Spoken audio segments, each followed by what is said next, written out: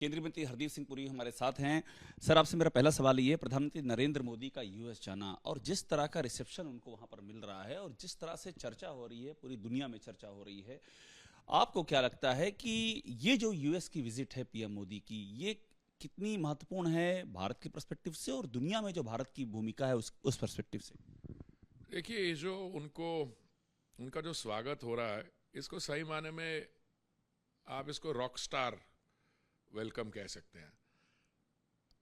US में तो अभी देख रहे हैं, अभी तो कुछ घंटों में माननीय प्रधानमंत्री जी वहाँ पहुँचेंगे, पर उनका जब साउथ पैसिफिक गए थे, जब ऑस्ट्रेलिया गए थे, जब जापान गए थे, वो सिडनी में जो ओपेरा हाउस में जो फंक्शन हुआ था, आपको याद है, जो ऑस्ट्रेलिया के प्रधानमंत्री एल्बनीज, उन्होंने कहा मैंने इतना बड़ा क्राउड कभी नहीं देखा, और अगर इसके मुकाबले का क्राउड है तो ब्रूस स्प्रिंगस्टीन के परफॉर्मेंस के लिए देखा। और कोई देश का राष्ट्रपति उनको कहे, prime minister Modi you are the boss. देखिए, इसमें दो तीन अलग एस्पेक्ट्स हैं। एक तो the transformation of India under Modi ji, 9 साल में जो उन्होंने किया, महामारी के दौरान जो हमें समस्याओं का सामना करना पड़ा है, पर जिस तरीके से उन्होंने नेविगेट किया, आज हम 10वें स्थान पे थे अर्थव्यवस्था में, विश्व भर में 10वें पे 5वें पे आ गए। पर मुझे लगता है कि अब किसी ने, जैसे मॉर्गन स्टैनली ने अभी कहा पीछे कि ये this has been India's decade, पर वो क्यों कह रहे हैं ये हमें समझने की कोशिश कर रहे हैं। 2014 से पहले भारत को एक कैटेगरी में रखा गया था जिसका कहा था फ्रेजाइल 5। फ्रेजाइलिटी क्या होती है? फ्रेजिलिटी क्या होती है? आप मान लीजिए सफर कर रहे हैं हवाई जहाज से, तो आपका कोई सामान जिसमें कोई टूटने वाला कोई चीज पड़ी हो, तो आप वो बड़ा लेबल उस पर चिपकाते हैं, फ्रेजाइल हैंडल विद केयर। अगर पूरी इकोनॉमी पे आप ऐसा कैरेक्टराइजेशन, ऐसा लेबल लगा दें, इसका मतलब वहां पे चिंता के लिए बहुत विषय है, बड़ी अंडरलाइंग कॉज है। अब फ्रेजाइल 5 से लेके 10वें स्थान से लेके आप 5th लार्जेस्ट इकोनॉमी, और 5th लार्जेस्ट इकोनॉमी की बात नहीं है, you are on the way to being the 3rd largest economy. Sir, एक सवाल आपसे मेरा ये भी है कि जिस तरह से यूएस कांग्रेस में उनका एड्रेस भी है, तो ये इस दौर में ये सब चीजें हो रही हैं जब भारत पर निगाहें बहुत सारे संदर्भों में, एक जो अर्थव्यवस्था है, वैश्विक अर्थव्यवस्था, उसमें भारत की ओर निगाहें हैं, रशिया यूक्रेन कॉन्फ्लिक्ट चल रहा है, वहां भारत की ओर निगाहें हैं, तो इस दौर में जो पीएम का एड्रेस है यूएस कांग्रेस में, ये कितना महत्वपूर्ण है? बहुत महत्वपूर्ण, बिकॉज एक मैसेज जाता है from a developing country on the way to becoming विकसित देश। वहाँ पे जाता है एक कंट्री, जो मैं बताता हूँ, मैं अपनी बात नहीं करूँ, जब ये साउथ पैसिफिक पहुँचे माननीय प्रधानमंत्री जी, जो जिस तरीके से उनके प्रधानमंत्री ने उनका स्वागत किया पाँव छू के, वो नहीं, उन्होंने अपने भाषण में क्या कहा? उन्होंने कहा कि हमें बहुत गर्व है कि आप हमारे बीच में से उठे हैं, मेरी डेवलपिंग कंट्रीज के रैंक, और जिस आदर से आपकी आवाज जो है G7 में, G20 की तो आप अध्यक्षता कर रहे हैं, वहां पे सुनी जाती है, हमें महसूस होता है आपके यहां पहुंचने से हमारी भी लिफ्टिंग होगी। तो Modi ji as a voice of the global south, उससे अलावा देखिए, एक मॉडल है इंडिया का। नॉर्मली ये कहा जाता है कि जिस देश में डेमोक्रेसी हो वहां पे डिसीजन मेकिंग बड़ी स्लो हो जाती है, पर अब दुनिया भर में प्रेसिडेंट ओबामा ने तो तब कहा था, फिर कह रहे हैं कि India has proved that democracies can deliver, और can deliver basic goods and services. पर भाई साहब, ये वहां पे डिलीवरी नहीं है जो हमारे में सबसे वल्नरेबल सेक्शंस है, अंत्योदय, सर्वोदय। देखिए, जो वंचित, जो सबसे वल्नरेबल सेक्शंस हैं, जहां तक विकास का जो लाभ था पहुंचता नहीं था, उन पे सब पहले सोचा जा रहा था। मैं आप उदाहरण देता हूं, अभी पैंडेमिक के दौरान सारी अर्थव्यवस्था बंद हो गई थी। अगर आप स्कूल में टीचर हैं तो आपके पास कुछ सेविंग होगी, अगर आप उद्योगपति है तो आपके पास होगा, आप किसी दफ्तर में काम करते हैं तो आपको तनख्वाह तो आ रही थी। पर एक ऐसी हमारे समाज में सेगमेंट है जो रेडी पटरी वाले, रोज अपना धंधा करने के लिए वो 19-20% पे ब्याज पे जाके बोरो करते थे। प्रधानमंत्री जी ने जब देखा कि यहाँ पे प्रॉब्लम है, उन्होंने स्वनिधि स्कीम बनाई, जो इनके लिए एक स्कीम माइक्रो फाइनेंस की, पहले 10,000 का लोन अगर आप समय पे वापस कर दें तो आपको कोई ब्याज नहीं पड़ेगा, फिर अगला लोन 20,000 का, और 20,000 का वापस कर दें तो 50,000 का। उनको माइक्रो एंटरप्रेन्योर बना दिया, उनकी डेटा सारी अपलोड होगी, वो इनफॉर्मल इकोनॉमी और सबसे एक्सप्लॉइटेड लोगों में से वो बन गए part of the main stream economy. उनको जो बाकी प्रधानमंत्री जी की योजनाओं की का लाभ था उसमें भी उनको शामिल कर लिया। तो मैं कह ये रहा हूं कि इन्होंने हर बार ऐसे लोगों के बारे सोचा है जो सबसे वल्नरेबल हो। एक चीज आप बताइए, आपने रॉक स्टार, विश्व गुरु, जब इस तरह की चीजें आप लोग उनके बारे में कहते हैं तो दूसरी ओर से बड़े रिएक्शन आते हैं कांग्रेस की ओर से। राहुल गांधी भी अभी अमेरिका में वो ये कह रहे हैं कि ये सब तो एक प्रोपेगेंडा है, ये सब तो एक पीआर है, इस तरह की बातें आप लोग कर रहे हैं। देखिए भाई साहब, मैं अभी 2-3 दिन पहले ही मैं जम्मू में था और वहाँ पे बातचीत हो रही थी धारा 370 और 35A के हटाने की। तो किसी ने कहा, ऐसी किसी कांग्रेस के नेता का किया कि नहीं इस पे ये होना चाहिए, पता नहीं अभी क्या। मैंने कहा आप उनको कहिए आके एक बारी देख लें। जब हमारी अर्थव्यवस्था की बात होती है तो इनसे ये पूछना चाहिए, कोई भी है, आपने अपने समय पे क्या किया था। और मैं तो अभी मेरे को मंत्रिमंडल में मोदी जी की टीम में शामिल होने के 6 साल हो गए हैं। मैं आपको बताता हूं, कई लोग जो इस पे बात करते हैं इनको शर्म आनी चाहिए, क्योंकि जो भी अच्छा निर्णय होता है उसको इनको अंदर से कोई जलन होती है कि किसी तरीके से हम इसका विरोध करें। राहुल गांधी के संदर्भ में आप बोल रहे हैं क्या? चूंकि अमेरिका में जाके उन्होंने बहुत सारी बातें कही हैं राहुल गांधी ने। अमेरिका में जाके तो उनको याद आ गया कि डेमोक्रेसी इंडिया में डेंजर में है और माइनॉरिटीज डेंजर में है। तो दोनों के बारे में मैंने यही कहा। मैंने कहा जो डेमोक्रेसी जब डेंजर में एक ही बार हुई थी 25 जून 1975 में, जब इनकी ग्रैंड मदर ने इमरजेंसी लगाई थी, क्योंकि और कोई हमारे इतिहास में कोई उदाहरण नहीं है जब सिविल लिबर्टीज, अभी तो सिविल लिबर्टीज इतनी है, आप कुछ टीवी चैनल पे चला दें, सोशल मीडिया पे हमारे को कई किस्म के रिश्ते हमारे साथ जोड़ के हमको गाली दे दें। तो ये ऐसा है, यहाँ डेमोक्रेसी की कमी नहीं है। अब मैं ऐसी गलती नहीं करूंगा कहूँगा बहुत ज़्यादा डेमोक्रेसी ना, मैं उस ग्रुप में बिलोंग करता हूँ जितनी डेमोक्रेसी हो अच्छी हो। पर डेमोक्रेसी को में आप किसी जनता समाज सेवा करना चाहें तो आपको फुल टाइम पॉलिटिशियन बनना होता है। अब बीच में आप चले जाते हैं फॉरेन दौरे पे, बीच में कहीं तो फिर अपीयर हो जाते हैं, कहीं आप ये भी करते हो कि आपको पता नहीं लगता बीच में कहाँ चले गए साहब। नहीं, यंग है, यूथ है, जवानी की मतलब शौक होंगे, बट क्रिटिसिज्म जो है वो अकल के साथ करनी चाहिए। घूमने के लिए जाते हैं क्या? आपने कहा यंग हैं, यूथ हैं, जवानी के शौक होंगे, क्या घूमने के लिए आपको लगता है वो अमेरिका जा रहे हैं? वो तो वहां जाकर के एड्रेस कर रहे हैं, इंडियन डायस्पोरा को एड्रेस कर रहे हैं। नहीं, डायस्पोरा को एड्रेस करें और कहते हैं कि मुझे ट्रक ड्राइवर्स के साथ बहुत वो है कि इंडिया में भी और बाहर भी मैं ट्रक्स में ट्रैवल करना चाहता हूँ। मैं तो लगता हूँ कोई भी व्यक्ति हो जो इंटाइटल्ड हो, जो मतलब पैदा ही हुआ है, मतलब मेरी बड़ी बात है। देखिए आप फादर भी प्रधानमंत्री, ग्रैंडफादर भी ग्रैंड मदर भी प्रधानमंत्री, ग्रेट ग्रैंडफादर भी प्रधानमंत्री, तो मतलब लिनिएज तो है। और एक ऐसी पार्टी जिनका बहुत देश के लिए योगदान है। पर कहना कि माइनॉरिटीज थ्रेटन में, इमरजेंसी के तो मैंने बता दिया आपको, डेमोक्रेसी माइनॉरिटीज की जब ये 13 साल इनकी उम्र थी उस समय असम में नेली मैसेकर हो गया, 2000 लोग मारे गए। जब इनकी 14 साल उम्र थी तो हमारे सिखों के साथ अत्याचार हुआ, 3000 हमारे लोग पे कत्लेआम हो गया। तो मुझे लगता है कि इनका जो थिंक टैंक है, पता नहीं ये शब्द सही होगा कि नहीं, पता नहीं इसमें कौन पढ़ेंगे, जयराम जी पढ़ेंगे या कौन पढ़ेंगे, तो ये कभी कभी सोचे समझे बगैर कुछ बोल देते हैं। अब जैसे गीता प्रेस के बोल दिया, अरे भैया आपने भी तो स्टैंप निकाला था। तो गीता प्रेस, अगर मैं मानता हूं हमारे साथ जुड़े हुए किसी हमारी संस्था में से किसी एक व्यक्ति को कोई अवार्ड दिया हो तो बात बनती है, अरे एक प्रेस जिसने काम किया, कि आपको क्या प्रॉब्लम है कि उसका नाम। आपको ये खतरा नहीं प्रधानमंत्री बन जाएंगे और वो हरा देंगे, दावेदार हो जाएंगे, पूरा विपक्ष इकट्ठा हो रहा है, पटना में बैठक हो रही है, तो राहुल गांधी से पॉलिटिकली खतरा नहीं है आप लोगों को कि पीएम को चैलेंज कर देंगे? और उनके सपोर्टर कहते हैं कि प्रधानमंत्री होने वाले। देखिए मैं आपको एक चीज बताऊं, हर एक मैच्योर डेमोक्रेसी में ये बहुत जरूरी है कि सत्ता में जो पार्टी हो उसके ऑपोजिशन में अच्छी ऑपोजिशन हो। अगर आप बात कर रहे हैं अच्छी ऑपोजिशन का, तो मैं ये नहीं कह रहा हूं कि हमारे पक्ष में बोले, ये मेरा कभी आइडिया नहीं रहा।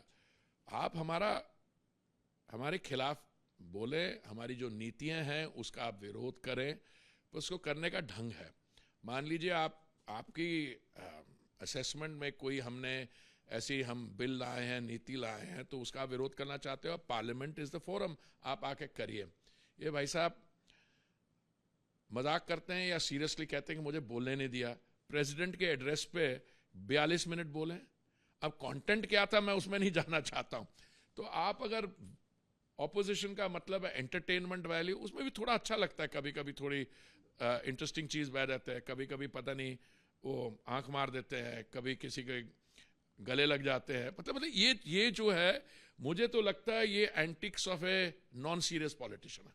इससे हटके पूछ रहा हूँ, यूनिफॉर्म सिविल कोड की बहुत चर्चा है इस देश में, और आपसे मैं इसलिए समझना चाहता हूँ जो कि आप थोड़ा सा समझा सकेंगे कि क्या विधायी तौर पर राज्य में भी हो जाए और केंद्र में भी हो जाए। क्या ये आपको लगता है कि इस तरह की चीजें समवर्ती सूची के तहत ये मुमकिन है, या कुछ और भी इसमें पेच है? नहीं, इसमें पेश, देखिए बात सुनिए, किसी भी देश में यूनिफॉर्म सिविल कोड क्यों ना हो, इज ए काउंटर क्वेश्चन मैं बताना चाहता हूँ। उस पर चर्चा हो, उस पर बातचीत हो, और वही रूट लगाया जा रहा है। मतलब और क्या है, अब लोग किसी बातचीत के भी खिलाफ है, उसके वो भी खिलाफ है। अब जैसे ये जब हमने 370 हटाया था, तो एक डेमोक्रेटिक और कॉन्स्टिट्यूशनल प्रोसेस के किया, आप पार्लियामेंट में आए थे और पार्लियामेंट में किया था। तो एक हमारे आपके विरोधी दल के नेता, उन्होंने कहा नहीं इसमें चर्चा होनी चाहिए। अरे चर्चा हुई तो है यार, चर्चा हुई तो है, पार्लियामेंट में चर्चा हुई है, हम में से कई लोगों ने उसमें भाग लिया। तो मैं समझता हूं कि इस समय ऑपोजिशन जो है अपने आप में क्लियर नहीं है। एक चीज पे फोकस है कि हमें विरोधी दलों की एकता की बात करनी है, तो 23 तारीख की आप बात कर रहे हैं, 23 तारीख को मिलेंगे, पर मिलके क्या करेंगे? इनमें से कौन आगे बढ़ेगा, अपना दावा लगाएगा प्रधानमंत्री बनने के लिए? उसमें मुझे नहीं लगता है कि, देखिए कांग्रेस और लेफ्ट एक तरफ, कुछ जगह में आप पार्टिसिपेट करते हो, आप इकट्ठे लड़ते हो, कुछ और स्टेट्स में आपकी ऑपोजिशन है, तो मैं वो नहीं करना चाहता। और कई पार्टीज ने ऑलरेडी कह दिया हम अलग लड़ेंगे। बहन मायावती ने ऑलरेडी एक स्टेटमेंट दे दी कि वो एज एन इंडिपेंडेंट पार्टी लड़ेगी। मुझे कोई हैरानगी नहीं होगी। एक सवाल में काउंटर आपसे और ले लूं, एक सवाल इस पर और लूंगा कि आपको क्या लगता है कि क्या इस साल 2024 तक ये यूनिफॉर्म सिविल कोड लागू हो सकता है? प्रैक्टिकलिटी में आपको लगता है, या लंबी चर्चा चलेगी? देखिए इस पे मुझे कोई कुछ कहना उचित नहीं होगा। एक ये प्रोसेस शुरू हुई है, ये कब तक होगी खत्म, और इसमें क्या इन्वॉल्वमेंट और रिएक्शंस आएंगे, वो तो देखना पड़ेगा। कई मुस्लिम धर्मगुरुओं का आया कि आप हमारे मजहब में हस्तक्षेप क्यों कर रहे हैं? हम तो चल अपनी रवायत मानते आ रहे हैं 1300 सालों से, और आप उसमें दखलंदाजी कर रहे हैं। कोई दखलंदाजी नहीं कर रहा है इसमें कोई दखलंदाजी नहीं हो रहा। और देखिए मोदी जी का सारा जो काम है, चाहे विकास में जो योजनाएं आए हो, वो इन चीज़ों में न्यूट्रल होती हैं। जब मुझे याद है, मैं एक जगह आयुष्मान भारत जो हमारी योजना है, जिसमें एक परिवार को 5 लाख रुपए की सुविधा मिल सकती है, आपको सुनकर थोड़ी हैरानगी होगी। एक जगह जहाँ पे मैं गया था, वो कार्ड बांटने, 95% जो थे एक माइनॉरिटी कम्युनिटी के थे। माइनॉरिटी कम्युनिटी क्या एक ही हो सकती है जिसके 95%? तो मुझे लगता है इसमें किसी को चिंता क्या वो होना ही नहीं चाहिए। दो बातें और आपसे। एक तो मुझे ये आपसे समझना है कि आप ये जो सारी बात सामने रख रहे हैं, इसमें जनसंख्या नियंत्रण आपके लिहाज से कितना महत्वपूर्ण इशू है और कितना जरूरी है वो, और क्या उस दिशा में भी कुछ आप लोग सोच रहे हैं? नहीं, मुझे आपका सवाल, जनसंख्या नियंत्रण, पॉपुलेशन कंट्रोल। जनसंख्या पॉपुलेशन बिल्कुल है। आप देखिए, आप ये जो भी कार्य है सारे डेवलपमेंट ओरिएंटेड है, इसलिए पॉपुलेशन पे ध्यान करना बिल्कुल सही है।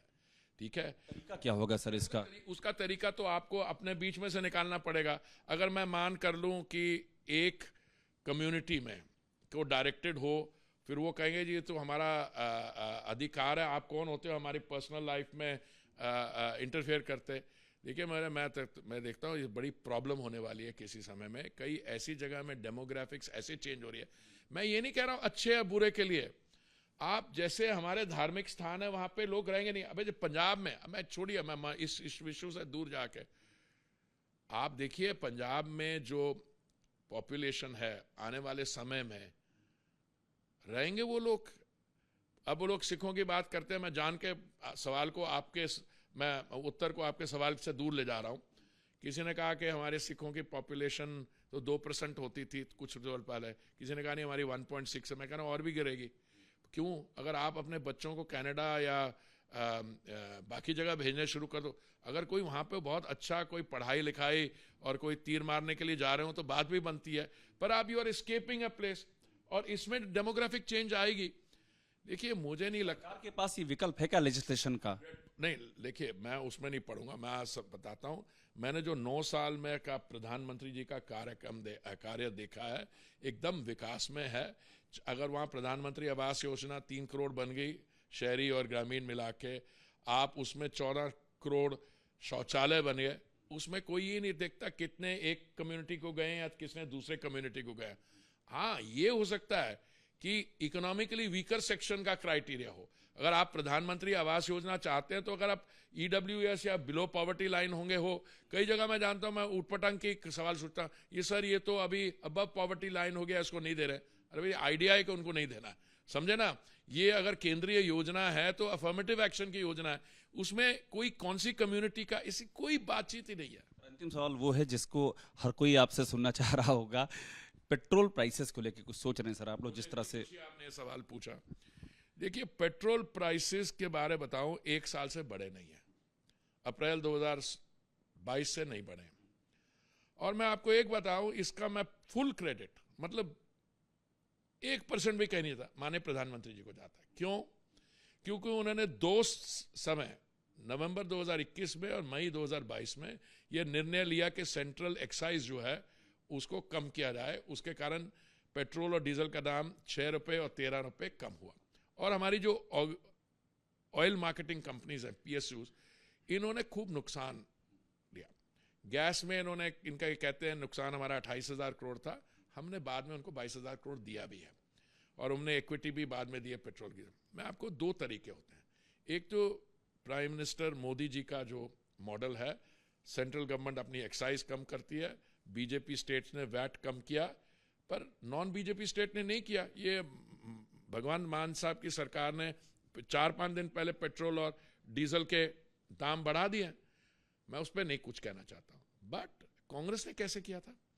इनके समय भी दाम बढ़े थे इंटरनेशनल। अब देखिए अभी हम 80% अपनी ऑयल, कच्चे तेल का जो रिक्वायरमेंट है हम इंपोर्ट करते हैं, तो ये मैं उससे तो मैं भाग नहीं सकता। और इन डोमेस्टिक कंजम्पशन बढ़ी जा रही है, बढ़ी जा रही है। आपने कहा कि सुनिए कैसे किया इन्होंने ऐसे किया, इन्होंने 1,40,000 करोड़ के ऑयल बॉन्ड्स फ्लोट किए। उसका पता है क्या नतीजा है?